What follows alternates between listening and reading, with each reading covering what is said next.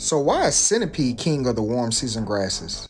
Today, we'll be comparing two popular contenders, centipede grass and Bermuda grass.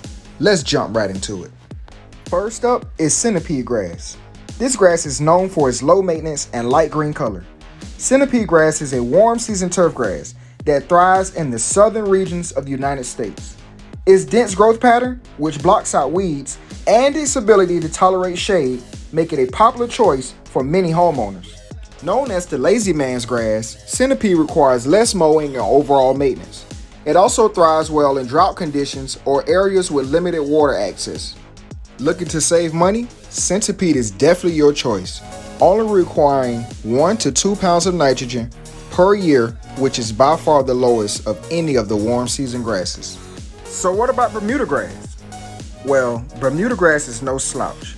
If you've ever looked at a football game or a golf match, you are more than likely looking at Bermuda grass. This is because it is very durable and can withstand heavy foot traffic. Bermuda is an aggressive spreader, quickly covering bare patches and crowding out weeds. It's also an aggressive feeder, requiring 4 pounds of nitrogen per year to keep it in pristine condition. So then who wins? Well, of course we say centipede grass, but we may be a little biased.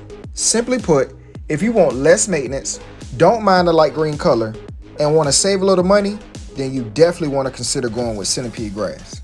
On the flip side, if you want a darker green lawn, don't mind the extra yard maintenance, and can afford the inputs for fertilization, then you're a perfect candidate for Bermuda grass.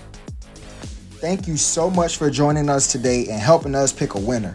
If you found this video helpful, be sure to give it a thumbs up and subscribe to our channel for all things centipede grass. Until next time, keep your grass green and your lawns lush. Take care.